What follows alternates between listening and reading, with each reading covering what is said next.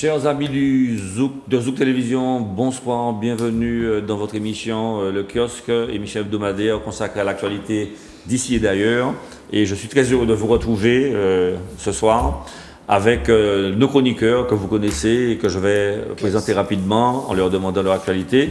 Et nous allons donc aborder une dizaine de thèmes soumis à leur sagacité, mais nous essaierons cette fois d'aborder les thèmes qui nous sont proposés, puisque à chaque fois on a des contraintes horaires dues au bavardage. Donc je vais essayer cette fois d'être le maître du temps pour faire que les thèmes soient entièrement abordés.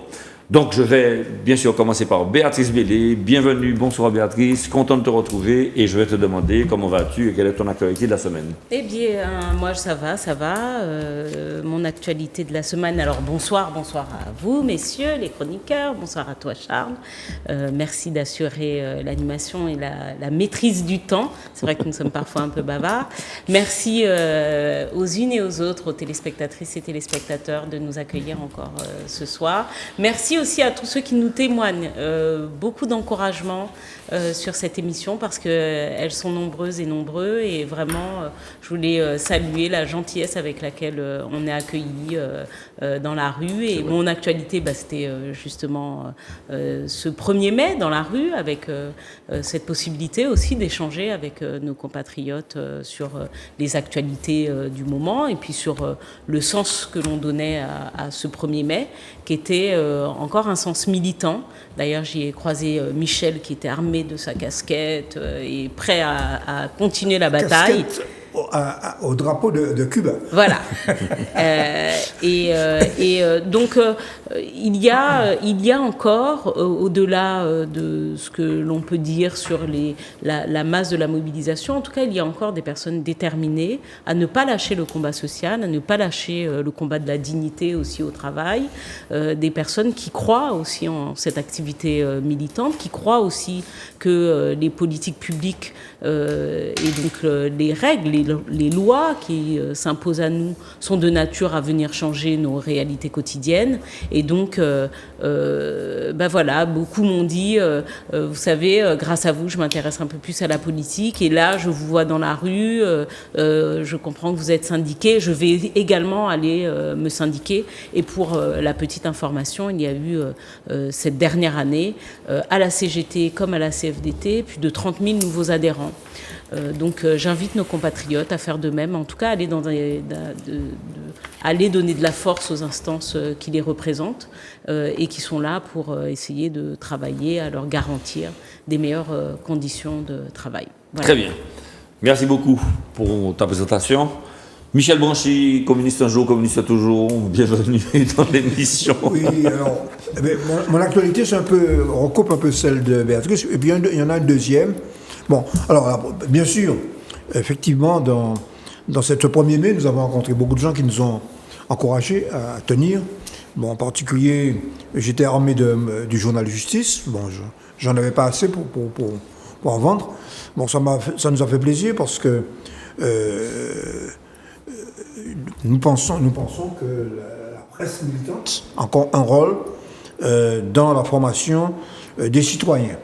Parce que ce sont des citoyens informés et formés qui peuvent, dans le monde actuel, avec la violence de la propagande en faveur du conservatisme, du maintien des choses telles qu'elles sont, c'est des citoyens formés qui peuvent eux-mêmes avoir l'esprit critique. Et puis la deuxième actualité, c'est quand même une actualité qui va nous toucher, c'est les prémices d'une crise financière internationale. Nous allons peut-être aborder tout à l'heure dans un des sujets, notamment avec la notation de l'agence Fitch.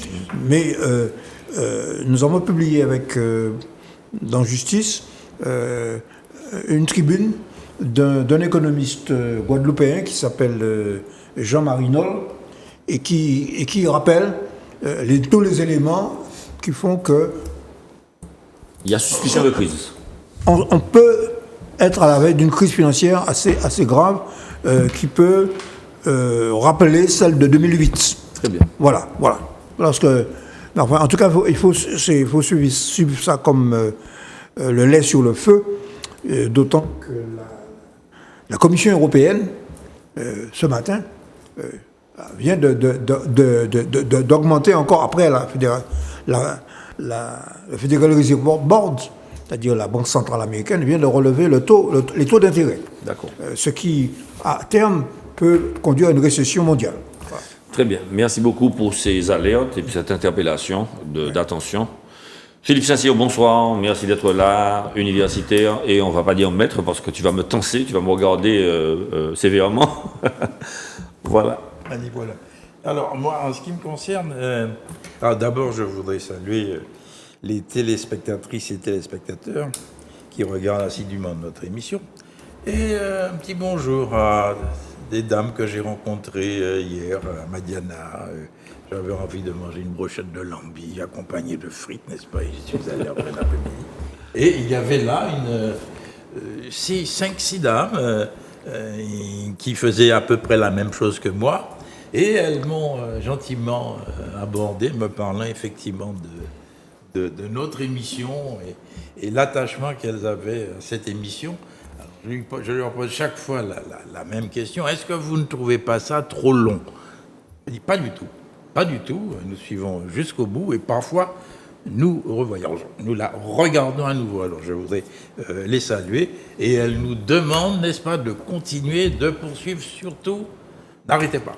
Alors, mais mis à part ce salut que je fais à ces gentilles dames, il y a plusieurs faits qui m'ont frappé.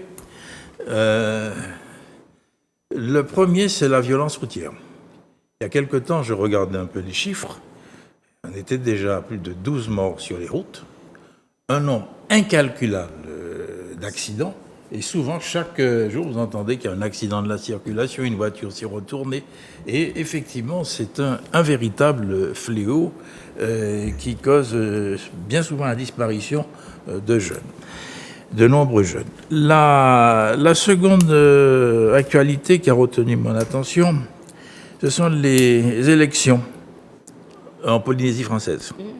OK ? Et je pense que, parce que j'étudie particulièrement le droit des Outre-mer, et il y a là, incontestablement, il y aura là une évolution institutionnelle. La Polynésie, la Nouvelle-Calédonie, et puis n'oubliez pas qu'en juin, il y a le premier conseil interministériel des Outre-mer. Et je pense que ce sera là un laboratoire de réflexion pour voir comment on peut mettre en place de nouveaux liens. Et puis, la dernière actualité, c'est la déclaration de M. le Président Macron sur la formation professionnelle. Les lycées professionnels, et où il met effectivement des moyens très importants, et il considère qu'effectivement que c'est une cause nationale. Je ne suis pas macroniste, je suis martiniquais, militant de la transmission et de la formation, et j'ai toujours pensé, on avait discuté la dernière fois, que la formation professionnelle était un secteur qu'il fallait absolument développer. Donc Charles, nous sommes dans la bonne voie. Absolument. Puisque nous sommes en train de constituer un groupement, l'Institut martiniquais de formation professionnelle pour adultes que tu présides, et le Conservatoire national des arts et métiers, et nous mettons en place véritablement l'université martiniquaise professionnelle. Je veux dire par là, j'ai entendu les critiques syndicales qui avaient été apportées en disant ah oui, parce qu'on va rémunérer les alternants, on va rémunérer les stagiaires, et il y a des syndicalistes qui disent mais bien sûr, on ne va pas faire en sorte que nos auditeurs, nos étudiants aillent plus loin, on va les mettre immédiatement en situation de profession. Eh bien, nous, par notre collaboration, nous allons démontrer que nous allons leur offrir la possibilité, n'est-ce pas, eh bien, de devenir ingénieur, de suivre l'école doctorale, de suivre les plus hauts diplômes universitaires. Donc, Charles, on est dans le vent et je pense qu'on va se retrouver bientôt pour la signature officielle de notre charte de collaboration. Et dès lors que ce sera signé, on fera un petit point pour nos téléspectateurs. Tout à fait, on va aller dans le Expliciter. détail pour Voilà. expliquer les différentes formations que Tout nous à fait. mettons en œuvre. Tout à fait, voilà. Et le dernier, pas le moindre, Houchen Duhamel, bonsoir, bienvenue, merci d'être là. Et comme les camarades, je vais te demander comment vas-tu et puis quelle est ton actualité, qu'est-ce qui t'a frappé cette semaine particulièrement? En tout cas, bonsoir à tout le monde. Ce qui m'a frappé cette semaine, c'est peut-être une réflexion. Je crois que je suis, comme je l'avais dit, beaucoup plus réfléchi sur la théorie du rôle, c'est-à-dire quel rôle on joue vraiment, et puis comment on peut concevoir une politique à l'âge de la défiance. C'est-à-dire tout est défiant, et comment aujourd'hui cette crise de sens imprègne les Martiniquaises et les Martiniquais, et surtout comment ça se traduit concrètement. Qu'est-ce qui en ressort? Est-ce que c'est un malaise? Quelles sont les émotions? Et j'ai vu à travers un premier indicateur qui était le fameux 1er mai, et tout à l'heure Béatrice, bébé, je reprends le mot consacré, et Michel avec un chapeau, une casquette cubaine, c'est ça? J'ai entendu un truc comme ça. Dans la rue, et je me suis dit, voilà, c'est encore des mobilisations connues. Mais qu'est-ce que ça traduit de nouveau? C'est-à-dire comment cette population qui a été si tellement mobilisée et qui se mobilise encore au moment du lâcher-prise, entre guillemets, avec le problème des retraites, mais aussi la réintégration des soignants, on en parlera de toute cette actualité, comment à distance, après une crise, comment cette société se porte, pas dans la manifestation, mais qu'est-ce qu'elle va aujourd'hui, comment elle va repartir à la conquête de nouveaux sens. Et c'est Béatrice qui disait tout à l'heure qu'il y a des adhésions, qu'on voit que les gens bougent, ils apprécient la politique, ils s'y intéressent. Et curieusement, ce que j'observe, c'est qu'ils ne s'éloignent pas du fait public. On aurait cru qu'ils étaient totalement en train de se dire, après ça, l'idéal démocratique il est mort. Non, au contraire, on voit que plus les gens prennent conscience de cet état de choses, au-delà même de la résilience, il y a encore une mobilisation, même déjà intérieure, qui fait qu'aujourd'hui que le Martiniquais, la Martiniquaise, s'estime en citoyenneté et continue pas à militer de manière très forte, mais la mobilisation, la sensibilité est là. Et c'est pour ça d'ailleurs qu'on est autant regardé. Et je m'interrogeais sur ça. Ça traduit quoi ça? Parce que quand on nous dit voilà, on vous regarde, c'est peut-être pas nous. Enfin, on regarde quoi? C'est pas belle nouvelle. Mon capon, c'est nouvelle quand même. Nouvelle Nouvelle quand même. Pas nous lait. Mais Bébé, oui, bébé lait. oui, nous sommes tous beaux. Mais indépendamment de cette beauté que nous avons et que je revendique, je pense qu'à travers nous, il y a une lecture. Et cette lecture, c'est cette pédagogie, c'est cette capacité d'être dans une position intellectuelle, assumée totalement, voire même politique, assumée. Il y a quand même l'ouverture d'un débat, il y a quand même la volonté de dire aux gens ce qui est et d'ouvrir le débat avec tout le monde. Et je crois que c'est ça, en fait, qui constitue mon actualité aujourd'hui, c'est comment on peut traduire l'intérêt, et pas le moindre, de notre société tellement écrasée pour le fait que nous poursuivons aujourd'hui. Et c'est un bon indicateur, et je suis quand même très fier de ce pays. Ça montre qu'on s'intéresse à la chose politique. Plus on est dans la difficulté, plus on s'y intéresse. Alors, merci, mais je ne peux pas ne pas rebondir dessus parce que ce que vous avez dit est vraiment très, très riche. Et j'ai 3 remarques à vous faire de manière à vous donner la parole dessus. Ne manque-t-il pas un petit peu de romantisme dans cette société-là qui ferait que, à l'époque du grand soir, de la table du grand soir, il y avait un militantisme pour faire changer les choses et aujourd'hui on a davantage de résignation. Et puis cette volonté intégrationniste ne se fait-elle pas uniquement par le prisme du pouvoir d'achat? N'y a-t-il pas une période de quête de valeur, de sens de la vie autour de... Non mais voilà, vous m'avez interpellé, vos propos sont profonds, et moi je souhaiterais vous entendre tous les 4 sur la question que je vous pose, mais elle n'était pas prévue du tout, c'est ma manière à moi de contribuer au débat, parce que je crois effectivement, c'est, comment il s'appelle, le philosophe qui avait écrit Éloge des intellectuels, Bernard-Henri Lévy avait écrit ce petit ouvrage, Éloge des intellectuels, fin 1990 ou début 2000, et il parlait enfin, je résume très maladroitement son propos, mais il parlait du fait que les grands combats ont été gagnés et quelque part, il n'y en a plus tellement à mener, sinon des combats individuels et individualistes. Bon, je résume maladroitement, mais je voudrais que vous réagissiez dessus quand même. Non, Alors, mais je te donne la parole à toi d'abord. tu mets le doigt vraiment ce qu'on appelle sur l'érosion du pouvoir de séduction. C'est-à-dire que ce pouvoir de séduction, il est érodé parce qu'il n'y a pas de romantisme. Le discours n'est plus sexy. Non, mais voilà. Voilà, il est plus sexy. Et le fait que ce pouvoir de séduction est érodé, forcément, ça va déclencher d'abord, si vous voulez, un aspect émotionnel qui peut se traduire par la désillusion, la tristesse, une amertume, et puis derrière un aspect de pulsion, c'est-à-dire qu'on va se dire, voilà, mais on a un réflexe quasi homéostasique, c'est-à-dire qui dit, voilà, qu'il faut qu'on change des choses, et on va partir à la conquête du romantisme. C'est-à-dire c'est le chevalier qu'on va devenir, on n'a pas besoin de fusil, on va porter la rose. Je ne suis pas pour autant socialiste, même si j'aime bien bébé. Mais en fait, ça va incarner un symbolisme, parce que c'est ça un peu le problème de la rose. C'est-à-dire la quête de sens qu'on avait brimée va devenir la quête, le besoin de l'exprimer à travers des choses altruistes, la solidarité. Et c'est toutes ces valeurs solidaires et sociales que ça transforme. Quand tu dis, voilà, est-ce qu'on n'a pas besoin de romantisme, je crois qu'on est à ce niveau-là. Les gens ont besoin, pas d'être uniquement rassurés et apaisés, ils ont besoin d'être cajolés. Et je crois que c'est cette politique qu'on ne leur donne pas les caresser dans le sens du poil, leur faire du bien tout court. Très bien. Béatrice? C'est très beau ce qu'il a dit, c'est ce qu'il a dit qui est romantique.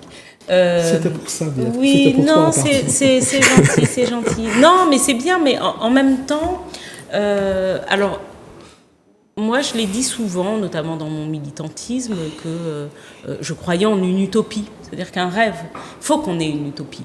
Et d'ailleurs, il faut que les citoyennes et les citoyens s'interrogent sur l'utopie qui nourrit les politiques. Quel est le rêve d'un tel, un tel, sur ce qu'il considère ou qu'elle considère comme étant sa Martinique idéale, et dont il veut partager ou elle veut partager le rêve. Est-ce que tu es d'accord avec le terme mythe? Un mythe, une utopie? Alors, pour moi, c'est plus une utopie. D'accord. Hein, une utopie, donc une sorte d'idéal, un rêve que j'aimerais voir se réaliser, ce qui ne veut pas dire que je ne puisse pas avoir les deux pieds sur terre, mais enfin quand même, je peux avoir des espoirs que je sais, en tout cas, dans le schéma de ma vie, dans la durée de ma vie, peut-être irréalisable, n'empêche que voilà ce vers quoi j'ai envie de consacrer mon temps, de donner de l'énergie pour que autour de moi ça aille mieux. Voilà. Bon, pour que pour moi, pour les autres, ça aille mieux.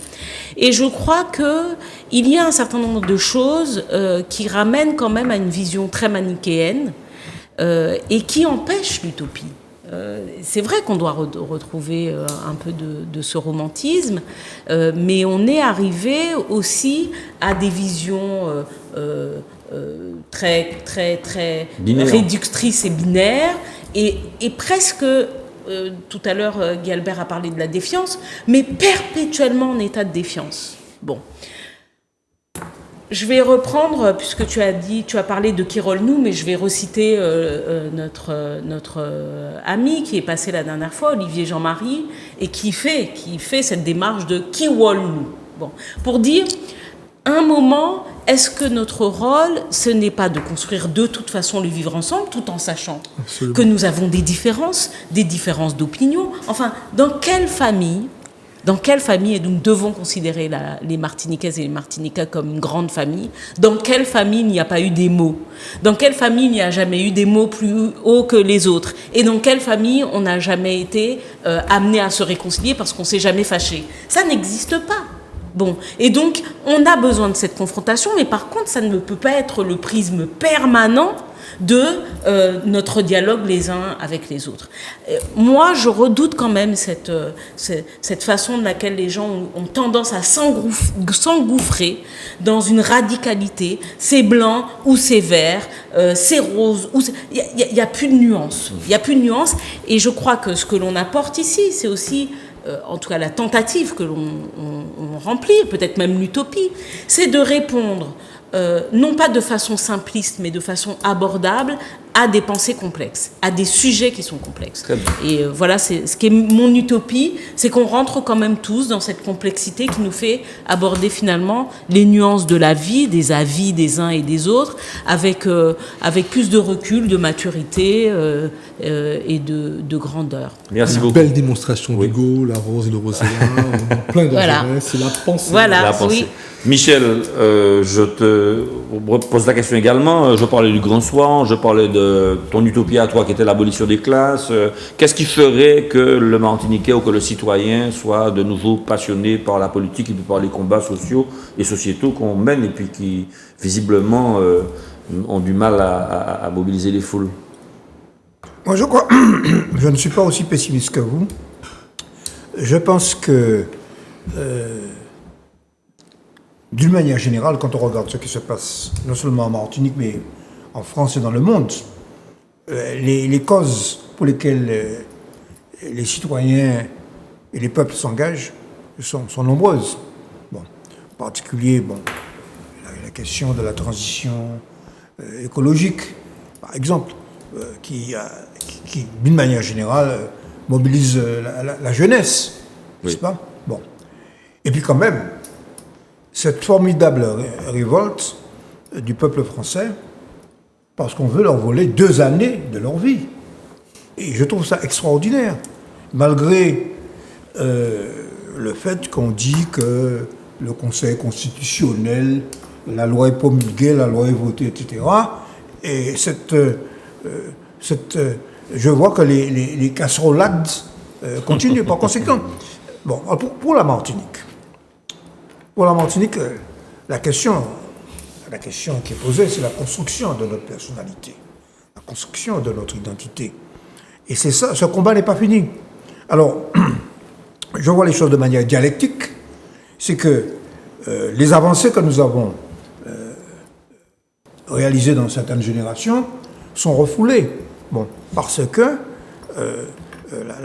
tu as parlé d'intégration, la tendance à intégrer, à niveler, à abolir les différences, à nier nos réalités, elle continue. Mais moi, je suis frappé, notamment au niveau culturel, au niveau de la musique, au niveau de toute une série de manifestations. Ça ne se manifeste pas nécessairement sur le terrain de ce qu'on appelle la politique, mais il y a quand même une incroyable résistance des Martiniquais pour manifester leur identité et leur personnalité. Par conséquent, alors le problème, c'est que, il y a eu des hauts et des bas sur le plan de la politique. Certains partis politiques ont incarné ou n'ont pas incarné des espérances mises en eux. Bon, mais ça fait partie il y a des cycles. Bon, il y a des cycles. Mais moi, je crois que nous ne devons pas abandonner l'idée d'amener le peuple martiniquais à être lui-même, c'est-à-dire à acquérir la responsabilité et la souveraineté. Très bien. Philippe, je t'ai vu prendre des notes et je vais bien évidemment te poser la même question. L'esthétique du progressisme à travers le dogme philosophique qui est la négritude et puis le concept politique qui est l'autonomie, est-ce que ça peut donner du sens au combat politique? Je pense que oui. Mais la première chose que je voudrais dire, c'est que le citoyen, en général, ne fait pas confiance à la politique. Okay. Et il n'y a plus ce militantisme que j'ai pu connaître, cette croyance forte. Et là, il y a quelques incidents sur le campus. Je me souviens à une époque, quand j'ai assumé des responsabilités, ce type d'incident aurait débouché immédiatement sur des réactions extrêmement dures de l'ensemble des étudiants. Là, je peux vous le garantir. Alors effectivement, il y a cette perte de confiance, cette perte de foi. Et je crois que tout notre travail à nous, c'est de réconcilier le citoyen avec la politique au sens noble, au sens philosophique, qu'il retrouve confiance dans notre avenir. Alors, il faut dire que actuellement, bon, quelques exemples et tous les dossiers qui se préparent plus ou moins, ce n'est pas une chose très favorable, mais il faut poursuivre ce combat. Bébé a parlé d'utopie, bien sûr. Il faut cette utopie refondatrice, disait Césaire, qui est fondamentale. Et je crois que l'on peut faire rêver. Les rêves sont des rêves dans la mesure où ils se réalisent, hein, mais attention. Et bien sûr, d'ailleurs, on ne peut pas vivre sans rêve. Personnellement, si je n'avais pas de rêve, j'aurais rien pu faire de ma vie. Et je crois qu'il faut les amener dans ces directions. Et le travail qu'a entamé Patrick Chamboiseau, que j'aime bien, c'est un travail extrêmement intéressant sur faire pays, la responsabilisation. Et je crois qu'il faut développer ces sentiments, ces concepts, pour que nous puissions, nous tous, quelles que soient nos opinions, développer une confiance dans l'avenir et avoir, bien sûr, cet objectif de partage de notre pays, quelles que soient nos opinions, quelles que soient nos différences. Je ne suis pas pessimiste, je suis comme Michel, j'ai espoir, effectivement. Nous sommes tous optimistes. Je n'ai pas dit que vous ne l'ayez pas, mais il a précisé la chose, et je partage effectivement cette foi. Il faut que nous ayons cette volonté, notamment ici, entre nous, et que nous développions ces messages. Très bien. Ben, écoutez, merci beaucoup d'avoir adhéré à ma relance et puis d'avoir permis que les propos de Guy Albert puissent prendre davantage de sens à travers vos explications. Là, on va... Je voulais juste dire un mot, oui. On est tous sauf pessimistes. On est même très optimiste. On est optimiste, voilà. Sinon, notre engagement politique... Un idéal de beauté, de romantisme et de vérité. C'est notre optimisme réaliste. Bon.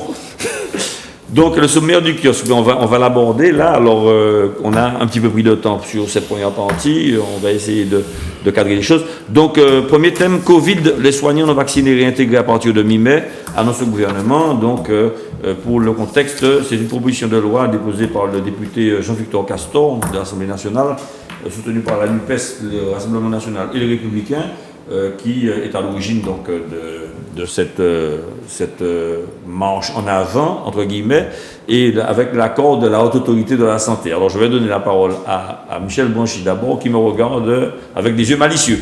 Ben, écoute, je ne suis pas surpris parce que nous avons parlé du colloque organisé par le PCF sur l'avenir de l'Outre-mer. Il se trouve que Fabien Roussel a tenu à déjeuner avec l'ensemble des représentants des formations politiques d'outre-mer. Bon.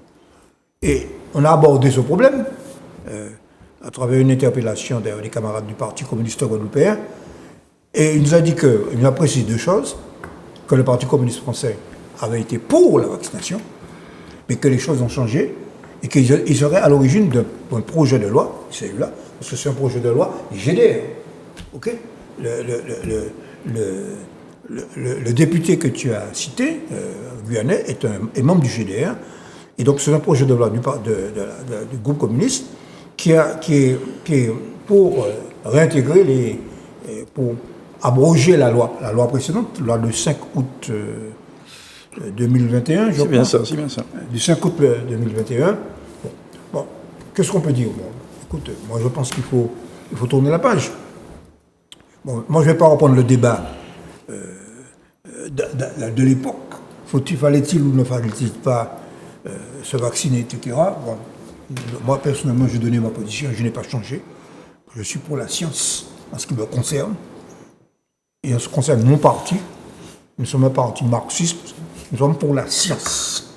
Et c'est la science, c'est grâce à la science, je rappelle, que nous avons sorti la Martinique de la maladie, de la misère, par la vaccination contre la tuberculose, contre le mapium, contre la fièvre typhoïde, contre la dysenterie, etc. Alors, pardonne-moi, le mapium, j'ai toujours entendu parler, mais je ne connais pas. Ah, ben Mal-pied. c'est ce qu'on appelle l'éléphantiasis. Pied, non. Bon. C'est un mois, Martinique. Ce sont des maladies qui étaient endémiques. Bon, ça se passe dans les années 50-60. Oui, j'en ai déjà vu, Bon, oui. alors, libre à certains d'oublier ces choses-là. C'est le quotidien d'un certain nombre de peuples à côté de nous. Hein. OK? Bon, par conséquent. Maintenant, que l'on réintègre ceux qui ont été suspendus, moi je pense que c'est une bonne chose. Et que l'on tourne la page et que surtout qu'on s'intéresse à la question des moyens matériels et humains de la santé. Très bien. Alors Philippe, Oui, bien volontiers. réintégration, mais dans quelle condition? Mais je sais pas, mais moi je crois arriver alors, parce que moi j'ai entendu ce matin, j'ai vérifié, que l'Assemblée nationale a adopté aujourd'hui, jeudi 4 mai, en première lecture, le texte, n'est-ce pas, de notre ami Castor, pour abroger l'obligation vaccinale des soignants. Donc le texte, en première lecture, est passé. C'est une victoire considérable. Et je dirais pourquoi. Parce que ils ont profité de la niche, bien sûr, et ils ont pu faire adopter ce texte. N'oubliez pas que cette proposition de loi, c'est une proposition de loi, que l'Assemblée nationale a toujours le dernier mot. Okay. Bien sûr, ça va passer au Sénat. Mais je vais lancer le débat, puisque moi, je défends la Ve République. Je disais la dernière fois que si l'opposition... Je sais qu'il y a des partisans de la 6e, mais on va le débat. Il faut mettre un peu d'animation. Et je disais la dernière fois que si l'opposition s'organisait quelque peu, les institutions fonctionneraient. Et bien cette adoption de ce texte, dans la mesure où l'opposition s'est un peu organisée, eh bien, pas de problème, le texte est passé. Et je crois que les choses vont aller dans ce sens, et moi j'en suis très heureux. Et la Ve République, c'est une institution forte, qui présente bien sûr des inconvénients, mais qui a le mérite d'être solide. Et dans la mesure où il y avait une opposition suffisamment organisée, vous savez, le 49-3, il aurait fait sauter des gouvernements. Enfin, voilà ce que je veux dire. Et c'est une victoire importante pour l'opposition et l'opposition de gauche. Béatrice, quelle intégration et quel rattrapage au retard de paiement, enfin au rattrapage de salaire, la femme de gauche que tu es? Je ne suis pas sûre que ça soit dans la loi. Alors, moi, je le dis d'ailleurs dans mon programme législatif, on sollicitait la réintégration des soignants, pas par dogme, mais enfin c'est parce que c'était le cas finalement dans la plupart des pays de l'OCDE, que ça paraissait être au regard de l'avancée d'ailleurs de la science et de la connaissance. Bon, quelque chose qui pouvait à ce moment-là avoir d'ailleurs du sens, tellement que la Haute Autorité de Santé, il y a plus d'un mois, a donné un avis favorable à la réintégration des soignants. Bon, donc moi je pense qu'il y a des moments où il faut avancer en effet à petits pas et qu'il était le moment. Moi, je fais comme Michel. Moi aussi, je crois en la science. Et c'est peut-être grâce à la science, d'ailleurs, que j'ai encore mes deux parents. Grâce à la médecine que j'ai encore mes deux parents. Et d'autres personnes auxquelles je tiens. Et là, par exemple, j'ai des amis, un ami qui est sorti d'un AVC. Bah, c'est parce qu'il a été rapidement pris en charge, qu'il est encore là. Et j'en ai un qui vient d'en avoir un. Et c'est parce qu'il est pris en charge, probablement, et je l'espère qu'il va s'en sortir. Donc, il ne s'agit pas aujourd'hui d'avoir ça, voilà, d'avoir ce manichéisme. Et moi, réellement, depuis un certain temps, je disais, bon, écoutez, à partir du moment où on sait, malheureusement, que le vaccin ou le traitement ne permet pas d'empêcher la transmission, bah, il faut quand même que, singulièrement chez nous, on ait les moyens de soigner les gens. On ne peut pas se passer de ce personnel. Je crois que c'est une bonne chose. Ce qui est une bonne chose, évidemment, c'est le temps là qui a été pris, cette petite ouverture, cette petite fenêtre pendant la niche qui a été prise pour, en tout cas, être suffisamment nombreux, plus nombreux que La République En Marche dans l'Assemblée pour faire voter. Alors, on a déjà vu ça, n'oubliez pas. Hein. Donc on se réjouit, disons quand même à nos compatriotes, on se réjouit, mais vu que c'est une proposition de loi, il n'est pas impossible aussi que le gouvernement demande à y faire des amendements et que les amendements, quelque part, fassent sauter les choses. Sauf que mine de rien, la semaine dernière également, il ne faut pas oublier qu'un texte est sorti arrêtant la réintégration des soignants sous certaines conditions. C'est pas cette loi qui l'a fait en premier, c'est une autre sortie par le gouvernement et qui fixe un certain nombre de conditions. Ce qui est dur, pour les salaires, c'est une règle malheureusement de la fonction publique ou heureusement de la fonction publique territoriale. On paye au service fait. Bon, c'est parce que tu travailles et que tu fournis un service. Bon, donc tu n'étais pas en activité. Il est compliqué éventuellement de te rétablir dans tes rémunérations. Ce que je trouve dur, en revanche, là, dans ce qui est proposé, en tout cas par le gouvernement, pas par la loi GDR, mais ce qui est proposé par le gouvernement, c'est que ces personnes ne bénéficient plus de leur ancienneté, ne bénéficient pas, en tout cas donc pendant ces 2 ans-là, ils perdent leur ancienneté, ils perdent aussi leur retraite, c'est-à-dire qu'on leur propose même pas d'ailleurs. Est-ce qu'ils peuvent cotiser et tout ça? On leur dit en gros, vous avez perdu 2 ans de... Ils peuvent pas racheter. Ils peuvent pas racheter. De toute façon, ça n'a plus tellement de sens. Ils peuvent pas racheter des années de fonctionnariat. Maintenant, il y a plus... C'est un seul régime, donc faut pas oublier. Et moi, je tiens quand même à dire que il y a une partie de la colère que je peux comprendre. Je crois que chacun de nous, on en avait parlé à l'époque. N'oublions pas que ces personnes se sont retrouvées dans des situations de droit du travail totalement ubuesques, suspendues, interdites du coup de toucher des prestations pour vivre dans une dignité minimum, interdit d'aller prendre un autre emploi, en gros, c'était le couteau sous la gorge. Donc moi, je suis plutôt contente que le groupe et puis que les députés présents, dont les députés socialistes, aient voté pour cette réintégration immédiate par ailleurs, et j'espère que chez nous, ça va permettre d'améliorer en effet le nombre de personnes qui sont là pour nous soigner, même si je sais qu'il ne faut pas en faire une grosse histoire. Aujourd'hui, même en France continentale, c'est pas beaucoup. 0,4%. Ouais, c'est pas beaucoup. D'accord. C'est 0,4% Merci. du personnel. Guy Albert, ta réaction à ce sujet? Ma réaction, c'est qu'on est 20 mois plus tard. On est 20 mois plus tard. Croire en la science, pas croire en la science, je suis scientifique moi-même, donc forcément, je ne peux qu'avoir un raisonnement scientifique. La science, d'abord, c'est une méthode. Je crois que ce dont on parle, c'est une obligation vaccinale. Des gens ont été suspendus, à tort ou à raison, on ne va pas la commenter ça aujourd'hui, et sont réintégrés. Mais la difficulté, on réintègre qui? On réintègre ceux qui veulent. Donc vous pensez que tout le monde attend la réintégration, là? Et c'est ça, aujourd'hui. Le vrai problème actuellement, c'est de savoir combien de personnes sont favorables à une réintégration. Entre-temps, vous avez des infirmiers devenus boulangers. Vous avez des gens devenus décorateurs d'intérieur. Vous avez aujourd'hui des personnes qui se sont dit, cette profession, on n'en veut plus. C'est ça, aujourd'hui. Et on rentre dans une crise démographique supplémentaire. Et il ne faut pas croire que, même si c'est un delta de 0,4 personnes à réintégrer, mais même ceux qui n'étaient pas forcément, suspendus, ont démissionné, ont été faire autre chose. C'est-à-dire que là, pour moi, le vrai débat actuellement, c'est de savoir comment on va régler ce problème aujourd'hui des professionnels de santé.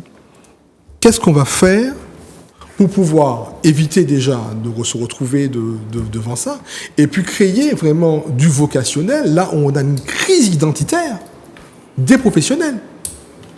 Les gens ne veulent plus faire ce métier. C'est bien de ce dont on parle. Et parmi les personnes suspendues, mais on parle beaucoup des suspendus, mais on parle beaucoup moins de ceux qui ont spontanément démissionné. Et c'est de ça que j'aimerais qu'on parle. Aujourd'hui, dans une crise de démographie, où vous avez très peu de praticiens, que ce soit au niveau des médecins, au niveau des infirmiers, au niveau des kinés, je ne parle même plus orthophonistes et compagnie. Tout à fait. Combien de personnes aujourd'hui vous reste? Quand vous allez réintégrer 0,4%, on a réglé le problème, et c'est plus de 20 à 25% qui ont démissionné et qui ne demandent aucune réintégration. Comment on les compense?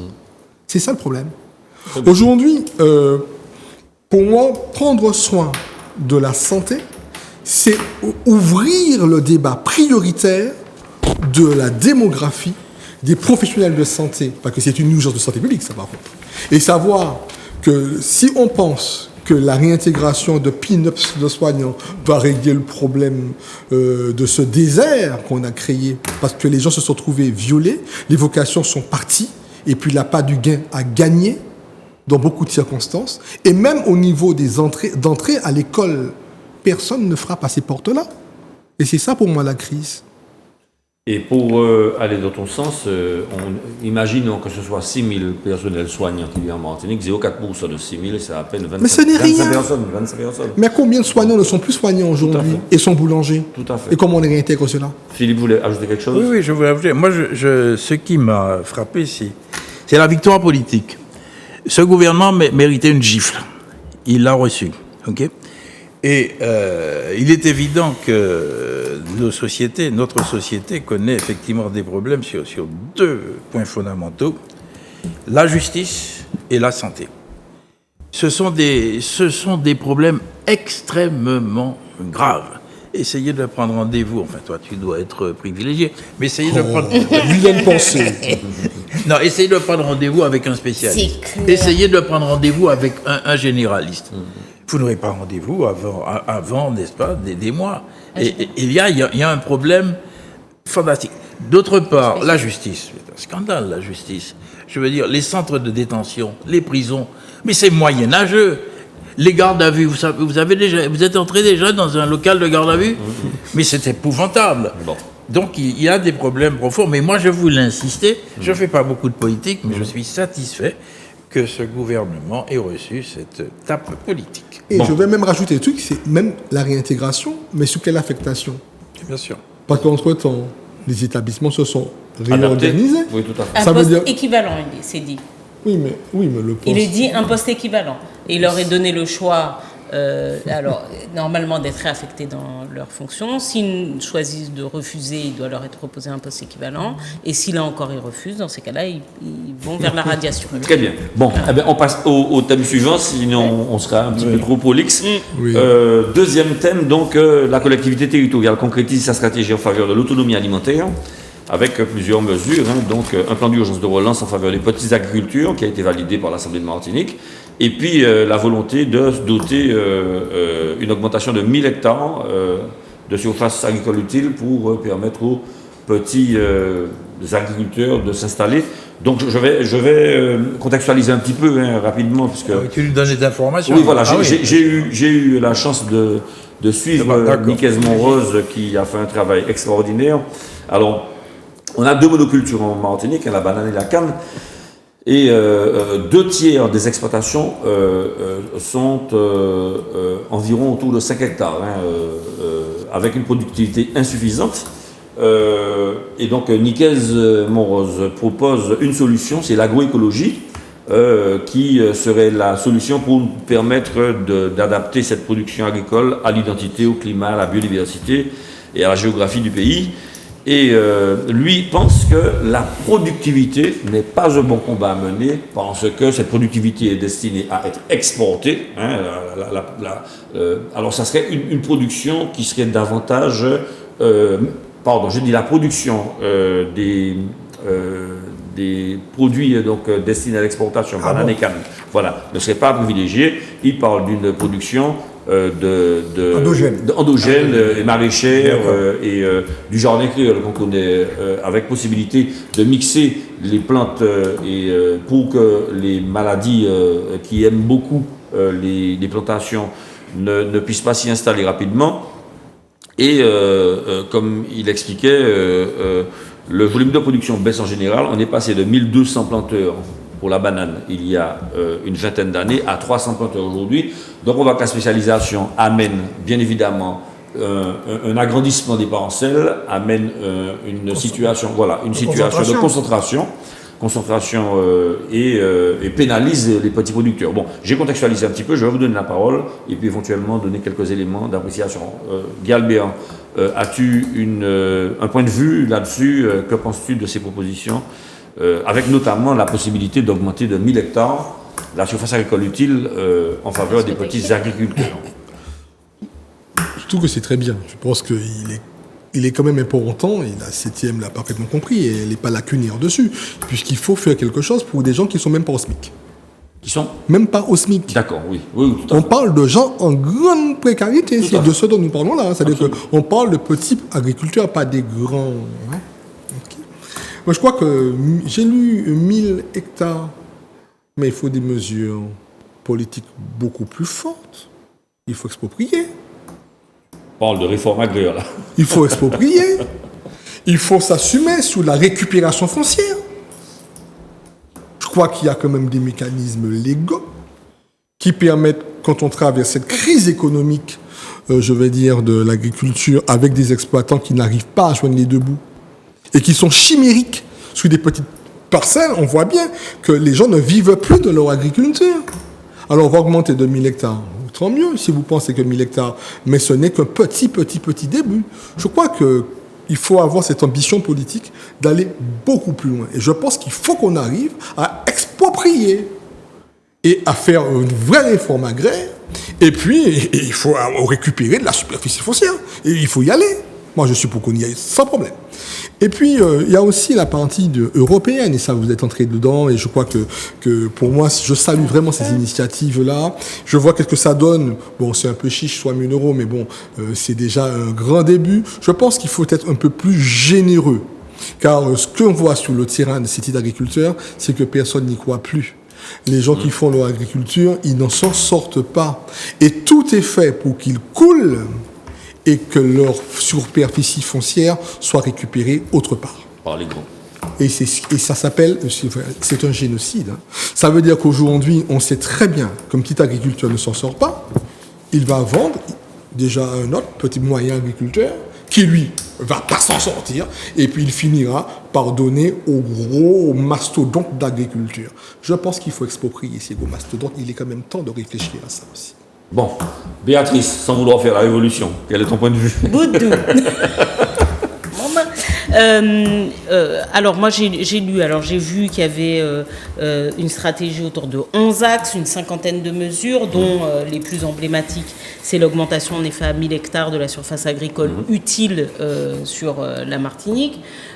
Moi ce que j'en dis, premier chiffre, en 40 ans on est passé de 10 800 agriculteurs à 2679. Tout à fait. Voilà. Ce qui veut dire quoi? Non seulement on a perdu quelques 8000 agriculteurs, mais avec les emplois et éventuellement les revenus aussi que ça pouvait générer quand il y avait la femme, souvent la femme d'ailleurs, Absolument. qui aidait son mari. Absolument. Bon, avec des drames que l'on connaît aujourd'hui. Si aujourd'hui on est à une estimation de 11 000 euros en moyenne par an, donc ça fait moins de 1 000 euros par mois. Pour les agriculteurs, il faut se dire qu'en plus, ces revenus-là sont à partager souvent avec un ouvrier non déclaré qui souvent est le conjoint. Absolument. Ou avec des mains qui viennent aider, qui sont celles parfois des enfants ou des membres de la famille. Bon, c'est intéressant. Moi, je crois que ça reste intéressant. En plus, il y a l'usage, j'ai envie de dire, enfin, une espèce d'usage systématique des fonds européens. Il faut qu'on le fasse. FSE, FEADER, donc c'est le FEADER, c'est les fonds pour le domaine de l'agriculture. Donc je pense que enfin on va vers une consommation, ce qu'on appelle une consommation des fonds européens, qui est à la hauteur finalement de notre besoin et aussi de la programmation des programmes opérationnels et notamment du PO programme opérationnel qui va jusqu'à 2027. J'ai envie de dire ce en quoi je crois, c'est évidemment cette transformation, même si tu as parlé la canne, c'est pas bien et tout ça, n'empêche que vous avez quand même mis des mesures pour deux mesures assez importantes sur la filière, pour accompagner la filière canne. J'aimerais bien savoir de quoi il s'agit. Moi, j'aurais bien aimé qu'on accompagne, évidemment, peut-être un peu plus fort, la transformation des exploitations sur la permaculture, sur l'agriculture raisonnée et tout ça, et qu'on permette de fait de vendre un certain nombre de marchandises bio ou d'agriculture raisonnée, tout ça, en fait, qui permettent ou qui obligent obligatoirement à vendre au prix du conventionnel. C'est-à-dire que si on veut changer le modèle agricole, si on veut aller vers de la permaculture, vers des cultures plus saines, vers une alimentation plus saine à l'intérieur de chez nous, il va falloir à un moment qu'on compense la différence entre le bio, le raisonné et l'agriculture dite, alors je crois qu'ils disent conventionnelle ou traditionnelle, enfin bref. Mais je crois qu'il y a là, chez nous, peut-être cette expérimentation à faire, à compenser le prix pour que les exploitants trouvent des débouchés systématiques, trouvent des débouchés locaux systématiques. Il y a évidemment, alors je ne vais pas m'exprimer de façon très large dessus, mais c'est un peu mon métier aujourd'hui. Mais enfin, on ne doit pas oublier, j'invite le conseiller Nicaise Monrose à peut-être l'intégrer dans la balance, parce que c'est le début des délibérations et peut-être qu'il y en aura d'autres, mais juste à se dire qu'on a plus de 60 000 bouches à nourrir chaque jour dans la restauration scolaire et le milieu éducatif. Tout à fait. Bon, c'est un vrai levier de transformation de nos exploitations agricoles. Je crois qu'il faut l'utiliser, se dire qu'aujourd'hui on est capable d'acheter du tonnage important chez nous. Ça peut-être permet de changer un peu les choses et en tout cas d'engager une dynamique, et peut-être que la CTM pourrait se retrouver au centre d'une grande invitation des acheteurs publics de l'alimentation scolaire. Alors, et puis d'éducation culinaire, bien évidemment. Oui. Mais quoi qu'il en soit, même si on fait de la purée, du machin, mais de la purée d'igname ou l'essentiel, c'est qu'on arrive quand même à produire chez nous. Après, les cuisiniers qui vont cuisiner ça avec le goût des enfants et tout ça, il y en aura. Mais il faut déjà qu'on aille vers la transformation de nos exploitations. Et je lance donc l'idée, puisqu'on est toujours là, qui rôle nous, c'est de regarder devant et de proposer. Je lance l'idée d'un grand forum des acheteurs de la restauration publique, mais avec des objectifs à se fixer, que la CTM fixe des objectifs et que très rapidement, il puisse se monter une sorte de plateforme d'achat qui permette d'offrir des débouchés systématiques et assurés à nos producteurs locaux. Et là, on va voir si on a des terres, si on a des jeunes, parce qu'il y a plein de jeunes agriculteurs qui veulent s'installer, qui ont des difficultés. Si on met un petit coup de pied dans la fourmilière aussi de la fameuse agriculture du tiers. Et les agriculteurs savent de quoi on parle. C'est cette fameuse agriculture où un certain nombre de personnes vont sur des exploitations agricoles, ou en tout cas vont exploiter des terres agricoles, et plutôt que de payer le prix SAFER, ils proposent un tiers des revenus que génèrent leurs terres. Sauf que si on propose un tiers, ça veut dire qu'on est là dans un souci de productivité. Il faut qu'on produise beaucoup pour avoir beaucoup de revenus et pour verser un beau loyer. Et donc les produits phytosanitaires. Merci. Voilà. Michel, donc pour un petit peu compléter les propos de Guy Albert et de Bébé, il y a aussi un marché de producteurs d'intérêt territorial qui sera proposé avec possibilité pour les agriculteurs de venir sur place. J'ai lu avec beaucoup d'intérêt. D'ailleurs, dans Justice, nous donnons un compte rendu assez exhaustif de cette plénière. Bon, moi je pense que c'est un premier pas qui est fait. C'est un premier pas qui est fait, c'est un premier bilan. Bon. Maintenant, sur les moyens juridiques et autres. J'ai lu aussi dans le rapport réforme foncière, réforme agraire, je m'excuse, mais la collectivité territoriale de Martinique n'en a pas les moyens. Elle n'a pas les moyens juridiques. Bon, par conséquent, d'autre part, je m'interroge, ce plan-là, je n'ai pas vu le coût financier. Alors, on parle des fonds européens, le FEADER. Bon, effectivement, l'utilisation. Il y a deux fonds, il y a le FEADER et le POSEI. Bon, le programme d'investissement spécifique. Bon, l'éloignement et de solidarité. Bon, qui à 80%, 90%, malheureusement, va plutôt vers la grande agriculture. Et c'est ce que Nicaise propose, pardonne-moi de t'interrompre, il propose un découplage de ce POSEI-là de manière à ce que localement on puisse affecter le fonds. Ça, c'est l'Europe, hein. Oui, tout à fait. Non, mais c'est là où c'est intéressant. Il souhaiterait récupérer ce POSEI de manière à le gérer localement. Tout à fait. Donc, c'est ça. Non, mais les options, sur les objectifs qui sont énoncés dans ce plan, je te dis, le rapport de Nicaise Monrose a au moins l'intérêt de mettre les choses sur la table. Bon. Maintenant, je pense que il est bon aussi de se fixer des objectifs que nous pouvons atteindre maintenant. qui sont à la portée des moyens actuels de la collectivité. Maintenant, il y a des choses qui ne sont pas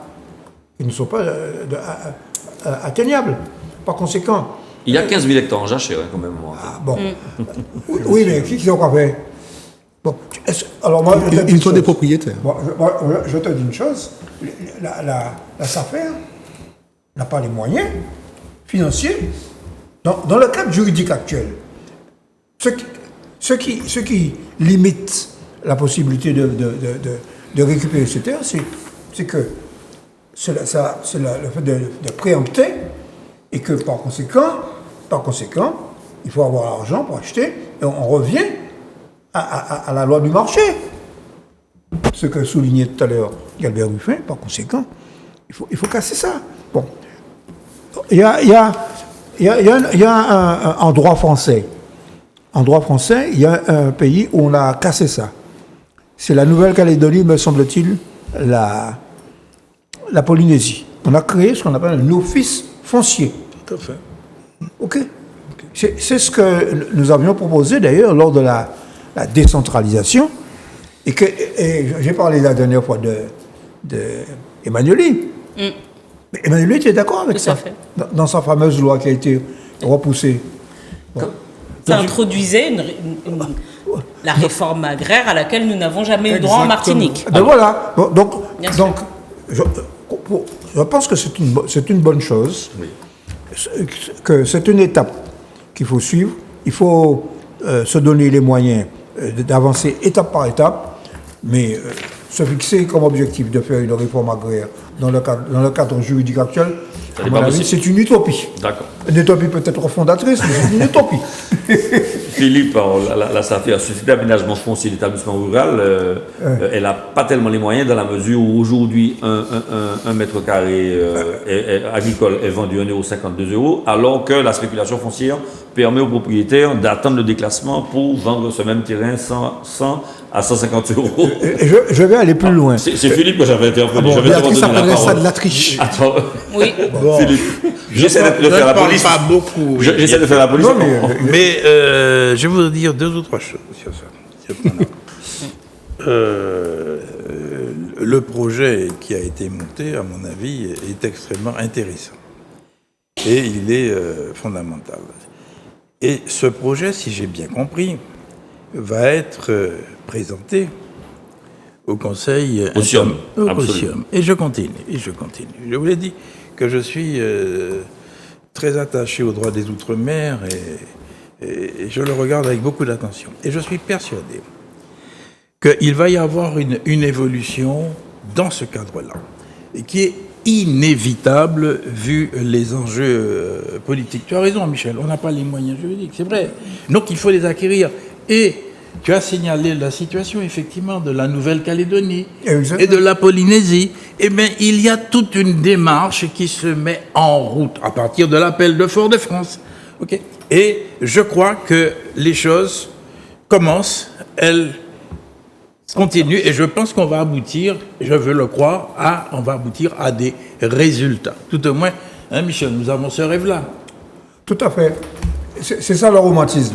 C'est un romantisme qui s'appuie sur nos réalités, sur nos capacités à renverser la table. Alors, tu parlais de la triche, Guy Albert. Non, mais je crois que ce que Nicaise rapporte, hein, c'est pas con du tout. Hein.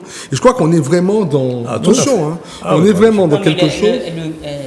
Nicaise Moreau, c'est pas un élu comme les autres sur la question de Oui, l'agriculture. mais Faut pas oublier que ça fait près de 25 ans, 30 ans qu'il est directeur général de la direction... mais non, quand, pas la direction. de la Chambre d'agriculture. De la Chambre d'agriculture. Mais quand on voit que le POCI, parce que moi j'y crois, Mais il est compétent. récupérer justement ce POCI-là, c'est nous donner les instruments politiques pour agir. Et les instruments aussi juridiques.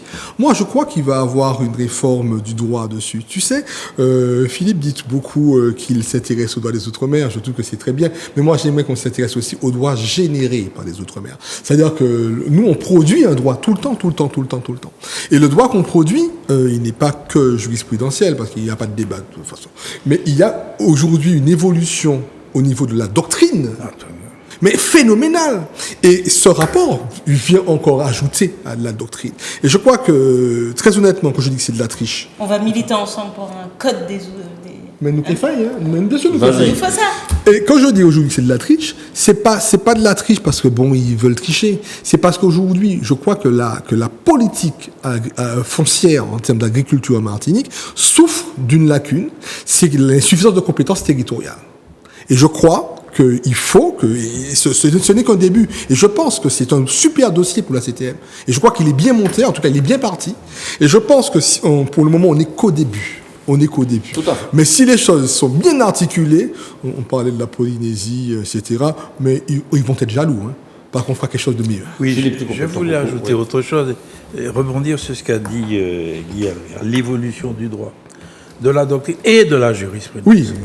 Oui. Non, mais la doctrine d'abord. D'abord la Je suis doctrine. je suis D'accord. d'accord avec toi. Et d'ailleurs, je ne plaise pas pour ma paroisse. Je n'ai pas pu y assister. C'est jeudi dernier, il y a eu un séminaire sur le droit immobilier. À Je chercher à parle. l'université. Tu me permets, d'accord? Bien. Tu vois, hein. Voilà, ça recommence. Je suis Ouais, agressé. mais c'est de l'amour, c'est de l'amour. J'ai trois mots, il faut qu'elle. Je dis... Voilà, Vas-y. ça recommence. Vas-y, Philippe. Ai-je la parole ou Je pas? t'embête. Vas-y, Philippe, Je vas-y. ne parle Dans pas la manteau. beaucoup. Vas-y, Je ne Philippe. parle pas beaucoup. Tu ne peux pas me faire ce reproche, n'est-ce pas, bébé? Bon. Et il y a un problème. Tu parlais de la SAFER et tu parles de la spéculation immobilière. Il y a un très grave problème à ce niveau-là. Il y a une spéculation foncière et les terrains, il faut voir maintenant les prix, n'est-ce pas, qui sont demandés. Or, cette problématique, c'est pas la seule à nous, hein. La même problématique se pose dans certaines localités touristiques, à Saint-Malo notamment, où effectivement, il faut organiser la propriété immobilière et voir, n'est-ce pas, ce qui est réservé aux touristes et ce qui ne l'est pas. Donc c'est une problématique générale qui se met en place. Je voulais apporter cette précision-là, simplement. Très bien. Oui, le mot de la fin, voilà. Sur le sujet, mais juste parce que j'ai lu en effet ce qu'il n'a pas dit. Tu vois, je dis c'était pour lui donner C'est le quoi, love. ça va que tu- Parce que, bien sûr. Qu'est-ce qu'il y avait besoin? Parce que ce qu'il n'a pas dit, Oui, vas-y. c'est que la conférence a lieu à l'université avec l'association qui avait déjà organisé. Non, c'est pas à l'université. Ne dis pas des choses Alors comme ça. c'était quoi? Ou par contre, d'être malin, ou pas dit. Ça, Vas-y, c'est vas-y. On C'était pas était à l'auditorium de la Batelière.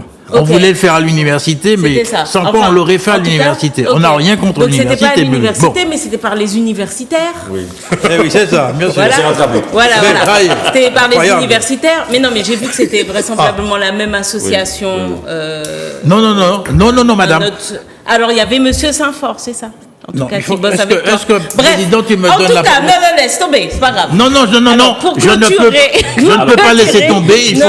Non, mais Écoute, tu vas rectifier, mais t'énerve Alors, pas. j'ai le droit à la parole après. Alors, vas-y. Alors, juste ce que je voulais dire, c'est que ça recoupe avec les données qu'ils avaient données au moment où ils travaillaient sur l'octroi de mer, Oui. puisqu'ils avaient donné les excédents bruts d'exploitation et que ce dont ils s'étaient rendu compte, c'est que le secteur dans lequel il y a aujourd'hui le plus d'excédents bruts d'exploitation, C'est c'est l'immobilier. celui des métiers Tout à fait. de l'immobilier. Très bien, d'accord. Alors Philippe, tu voulais Laisse-moi préciser. préciser parce corriger. qu'elle va, Ouais. elle va me causer des ennuis avec mes collègues C'est universitaires.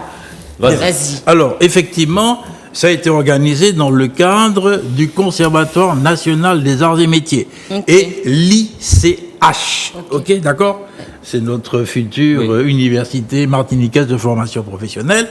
Et ce séminaire, parce que Jean-Émile Saint-Fort est non seulement universitaire, mais aussi il est directeur du centre régional associé au Conservatoire national des arts et métiers. Tout à fait. Et ce séminaire a été organisé à l'hôtel Batelière dans l'auditorium. Tu vois que je suis obligé de corriger. Oui, c'est ce que bien, tu dis merci. Bah, tu mais vois, on non, est Béatrice, complémentaires. tu vas me causer C'est des bien. ennuis avec mes collègues. Mais non, je Bon, vais venir te c'est défendre. fini. Président, Mais je j'en ai vais venir terminé. te défendre, Merci ne t'inquiète beaucoup. pas. Laisse-la parler, président. Merci beaucoup pour ces précisions. Je vais venir te défendre. On change. Pas inquiété. On change de sujet après cette petite passe amoureuse. Voilà. Peace and love. Voilà, peace and love, exactement. Les gars, ça se calme. Troisième Fraternel. thème. Ça- Pour être mon papa, vous êtes Troisième sérieux. thème. Ah ben ça n'empêche pas l'amour. Troisième thème. Dans la foulée de ces publications annuelles sur les différents types de violences en France, le service statistique interministériel Interstat vient de dévoiler un autre rapport sur les violences criminelles ou délictuelles commises en dehors du cadre familial en 2021. Alors, forcément, pardon, pour la béquille verbale qui n'est pas juste, c'est pas forcément justement. Guadeloupe et Martinique sont respectivement en 3e et 4e position. Et petit chiffre, pour 0,5 homicides pour 10 000 habitants en Outre-mer, 1,3 homicides pour 10 000 habitants en Guyane, contre 0,1 pour 10 000 habitants en France hexagonale et 0,2 meurtres pour 10 000 habitants en Réunion, en Polynésie. Donc nous, on plafonne. Et je te vois réagir, donc je vais te donner la parole, Guy Albert. Est-ce que c'est une pathologie dont souffrent nos sociétés que les crimes, les violences en dehors du cadre familial? Oui, bon, à part les grandes théories durkheimiennes sur un fait social, pas fait social, c'est pas bon. Tu es pas bon. Hein. Donc après, on verra si on est d'accord au moins sur ça. Quand on voit aujourd'hui la montée de ce chiffre qui place en tête les Outre-mer, il ne faut pas se leurrer, hein, c'est Guyane, Mayotte, Guadeloupe, Martinique. Terminé. Alors, Guyane, Mayotte, c'est 4 sur 1000, Martinique et Guadeloupe, c'est 7 sur 1000. Pour reprendre plus simple, comme ça on comprend plus facilement. Cette montée de la criminalité est un fait qui a été progressif. Mais qui dit cette montée de criminalité veut dire que nous sommes dans des sociétés de plus en plus criminogènes. Ça veut dire que le tissu social devient un tissu criminogène. C'est-à-dire que la société, des crimes. La société dans laquelle nous vivons génère des crimes. Et plus on va nourrir la société de crimes, plus elle va générer de nouveaux crimes. Donc c'est un cercle totalement vicieux. Si vous voulez, il y a quand même une anthropologie du crime à savoir. Je ne suis pas spécialiste de la criminalité, mais ce que j'observe sur le terrain de la vie des Martiniquaises et des Martiniquais, sous le prisme de l'ingénierie sociale, en tout cas ma matière scientifique, c'est qu'il y a des gens qui vous disent, mais comment nous pouvons faire autrement? J'ai encore en mémoire les mots d'un jeune à qui on disait « déposer les armes ». Vous connaissez le grand truc, il faut aller déposer. Il a dit « mais nous, dans le pays, je attends toute la journée, tout le monde a un fusil, je vais déposer ça, mais moi, je suis couillon alors. Je attends que le pays, tout le monde a un fusil, et moi-même, je vais déposer ça. Donc, vous voyez, c'est qu'en fait, on se nourrit de la peur. Et plus ces chiffres-là, qui sont communiqués, sur lesquels la pédagogie n'est pas pesée, parce que sortir un rapport qui ne nous rend pas, cela dit, service, à plus d'un titre. Ça stigmatise encore un phénomène, et un phénomène dans lequel l'État a une grande responsabilité organisationnelle de la société. Ça veut dire qu'aujourd'hui, cette société, si elle est criminogène, et si on veut arrêter le crime, ce n'est pas punir les criminels, parce que plus nous mettons au lajol, plus il y a de nouveaux criminels. Donc tu dis que les crimes, c'est un symptôme de mal-être beaucoup plus profond. C'est une pathologie sociale. Ça veut dire qu'aujourd'hui, si on veut qu'il n'y ait pas de criminalité, il faut agir en amont du crime, il faut agir sous les inégalités sociales, il faut agir sous les discriminations, il faut agir sous le mépris, et puis il faut agir sous le vivre ensemble, et puis le vivre avec. Parce qu'il y a le vivre ensemble, et puis le vivre avec. Je peux vivre ensemble, je peux vivre avec toi, oui, nous ensemble. Mais le vivre avec 10 euros, c'est pas la même chose que vivre ensemble. Tout à fait, très bien. Je peux vivre ensemble avec 10 euros, mais quand j'arrive chez moi avec mes enfants, ma charge, il y a peut-être de la criminalité. Je crois qu'il faut qu'on prenne ce rapport avec beaucoup de vigilance, qui nous interpelle, mais que, et ça, le président Letchimy l'a fait, et d'ailleurs, ça avait été dans les continuités de l'appel de Fort-de-France aussi, avait généré beaucoup de réflexions autour de la criminalité. C'est un vrai problème de santé publique, de sécurité publique, mais c'est aussi un problème politique, et c'est une urgence politique. Très bien. Béatrice ? Oui, mais enfin, c'est encore, en effet, un certain nombre d'effets de notre mal-développement. Ça ne faut pas se faire d'illusions. Quand on regarde, finalement, tout ça, tous ces chiffres, d'une manière globale, holistique, on dirait, évidemment qu'on a à chaque fois... On va dire, ah ouais, à chaque fois ils disent que c'est pas de la faute des gens. Bien sûr qu'être un criminel, c'est être fautif. Maintenant, il y a quand même, vraisemblablement, là on le voit, il y a quand même des éléments qui favorisent aussi une certaine criminalité. Bon, la pauvreté, dont a parlé Guy Albert, le mal développement, le chômage, parfois aussi l'abandon, parce qu'on a aussi, on en a parlé, hein, mais la responsabilité familiale, cette famille matrifocale, monoparentale, elle est aussi responsable, malheureusement, d'une façon d'organiser aujourd'hui la vie et l'éducation qui ne sont pas obligatoirement les mêmes, parce que plus l'entourage lui-même ne participe pas. Avant, on voyait un jeune, je le dis avant parce que c'est vrai quand même qu'il y avait des bases éducatives qui étaient différentes, mais enfin on voyait un jeune voisin qui commençait à dériver, on pouvait s'autoriser à lui faire une remarque. Elle fait ça jeudi, hein.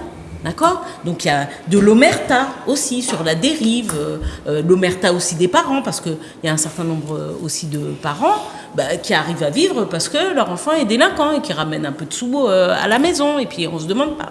Et puis il y a autre chose, quand même, il faut pas se mentir.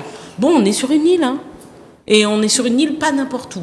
On est sur une île caribéenne qui est un passage privilégié entre l'Amérique du Sud, productrice de stupéfiants. C'est ce sur quoi j'allais t'interroger, parce que la Réunion a 20%, 18% de taux de chômage, mais la Réunion est une île isolée, tandis que la Caraïbe a un phénomène géographique particulier.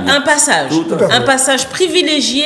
Et d'ailleurs, je vous rappelle qu'il y a moins de 10 jours, les pays de l'Organisation de la Caraïbe se sont réunis sur la question de la sécurité et de la violence, ont décidé aussi de saisir l'État américain, les États-Unis, en disant aux Américains, attention, vous nous avez demandé de mettre des moyens, non pas pour arrêter notre production, il y a des moments où c'est compliqué même pour nous, mais par contre pour éviter qu'elle arrive chez vous. Maintenant, nous, ce qu'on va vous demander, c'est d'éviter que vos armes arrivent chez nous. Bref, tout ça pour dire qu'on est dans un étau où des armes, des stupes, des personnes, du trafic de personnes aussi. Tout ça conjugué, c'est quand même explosif. Et j'ai presque envie de dire qu'au regard de tous les facteurs négatifs que l'on cumule, on s'en sort presque bien. Très bien. Michel, donc tu as abondé dans le sens de la géographie. Je crois que c'est difficile d'ajouter. Bon, le terme que tu as utilisé, c'est pathologie sociale. Bon, autrement dit, la Martinique est une société malade. Pour parler simple, la Martinique est une société malade. Alors, elle est malade des inégalités, de la pauvreté et du mal-être, et également de la perte de sens. Alors, c'est ce que tu as dit en parlant de la famille. La perte de sens, la perte d'autorité. La perte d'autorité à l'école, la perte d'autorité dans les familles. Bon, nous avons adopté les modèles. Tu m'excuses. Nous avons adopté les modèles occidentaux de permissivité. Bon, je m'excuse, je prends ma casquette de professeur d'arts martiaux. Quand on m'amène un adolescent à mon club, qu'est-ce que me disent les parents? Il n'obéit pas. J'attends de vous que vous l'appreniez le respect, la discipline. Je dis oui, d'accord, mais nous allons appliquer ces principes, respect, discipline, courage, volonté, régularité, effort.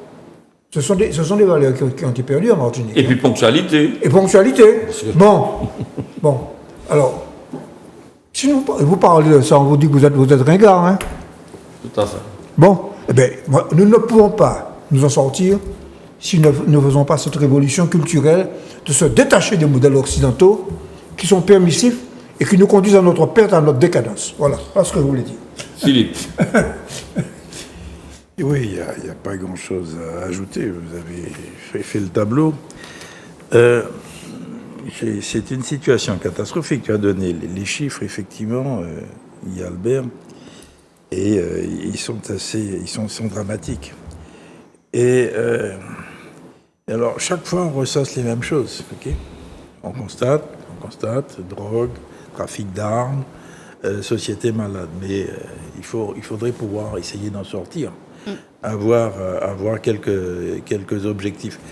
Je vous rappelle, à l'époque, on faisait la distinction entre l'instruction et l'éducation.